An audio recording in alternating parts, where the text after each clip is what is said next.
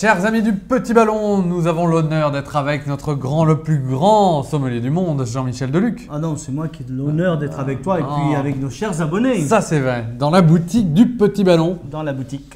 Pour déguster une merveille d'un cendrillon. Encore une fois, la cendrillon que l'on connaît. C'est vrai, et qu'on aime. Et qu'on adore, tu veux dire qu'on adore. On est dans une région que j'aime, qui est une sorte de seconde patrie pour moi après le Gers.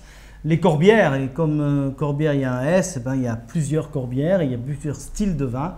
Et là on est dans la vallée de l'Orbieu, du côté d'Ornaison, et effectivement c'est un terroir incroyable, plein de fraîcheur, de minéralité, des vins séveux, du caractère, voilà, tout est là. Du sud. Oui, on est au soleil bien évidemment. 65% de Syrah.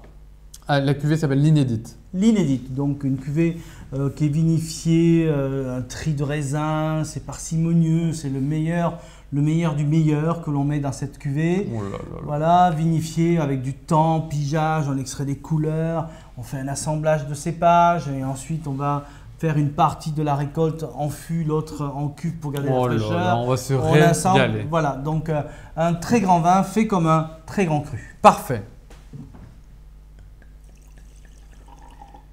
Alors déjà la couleur magnifique. La couleur vient du sud. Oui, couleur qui parle. Hein. Donc on est sur un 2010, ça reste encore jeune, sur une connotation un petit peu violette, brillant, limpide, un début d'évolution, une matière assez riche. Ouais, effectivement, beau, ouais. Il y a du soleil, donc il y a du sucre, donc c'est des vins sent chaleureux. Hein.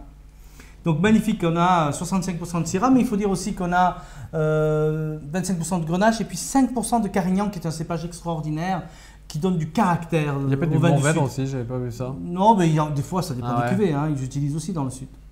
Donc brillant, limpide, belle concentration. Magnifique, au nez.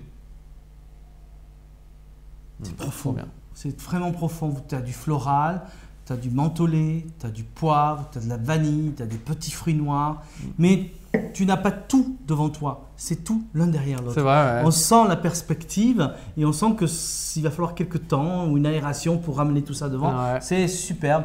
La Syrah, évidemment, avec ses côtés réglissés et violettes. Le poivre, le côté bon, hein. cuir, alors cuir, un côté animal un petit peu sauvage. Ça, c'est le Carignan qui parle dans les terroirs quand on a des superbes Carignans. Belle complexité. Un côté réglisse amer, un petit peu aussi au nez. Zan, comme on dit. Est-ce que ça me fait penser entre du Rhône et du Minervois? Ça a du sens? On va retrouver les mêmes cépages. Évidemment, peut-être le Carignan moins utilisé dans le Rhône, mais la Syrah, le Grenache, c'est le même fond. Là, on est Corbière. Il suffit de se promener dans les Corbières pour comprendre que c'est pas plat, c'est des paysages. On a la proximité de la mer. On a des petites collines, on a des expositions, on a des vignes qui s'accrochent à gauche, à droite. Donc ce paysage, on le retrouve également dans le verre. Et donc superbe région, superbe appellation. Corbière. En bouche alors. En bouche.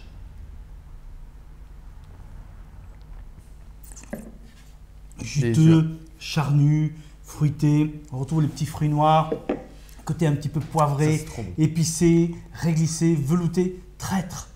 Parce que c'est velouté, c'est merveilleux. Et puis on a l'impression que le vin grandit en bouche. On arrive sur des notes de bâton de vanille un peu poivré. Ouais. Et puis tu peux compter 10, 20 secondes en bouche. C'est vrai que ça tient. Ah, ça tient. Donc c'est un vin effectivement qui est magnifique. Et comme tous les vins du sud, on peut en profiter relativement jeune, mais il y a aussi un bon potentiel de garde. Trop bien. On va l'ouvrir un peu avant. Là, oui, si vous voulez le boire aujourd'hui sur ce fruité, 1 heure avant, dans une carafe un petit peu large, c'est parfait. Le servir pas trop tempéré, donc plutôt 16-17 degrés. N'hésitez pas à mettre un quart d'heure dans la porte du frigo avant de le consommer, ça peut que lui faire du bien. Et puis tout ce qui est gibier, viande en sauce, une cuisine roborative, n'hésitez pas, un cassoulet, un confit, voilà, une bonne viande rouge également, fromage un peu corsé, un peu relevé. Ouais. Et si on n'aime pas la viande? On peut faire un civet de poisson, un civet de lotte. Ah ouais, ok. Donc avec des petits oignons, carottes, etc. Et on fait mariner le poisson dans ce style de vin et puis après on le fait sauter à la poêle.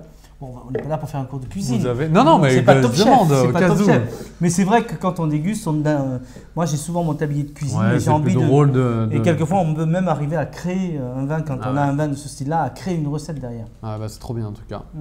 Jean-Michel, encore une fois, merci pour tous vos conseils. Merci Donc, pour cette la belle Cendrillon, découverte. c'est un conte de fées. Oh là là. Mais voilà, il renaît de ses cendres. Oh, vous êtes bon, hein. Ah ouais. 2010, donc appellation Corbière magnifique. Merci à Monsieur Joyeux. Voilà, on est encore dans les contes de fées. Ça, c'est vrai. Voilà. Et bah, c'est beau. Merci à vous tous.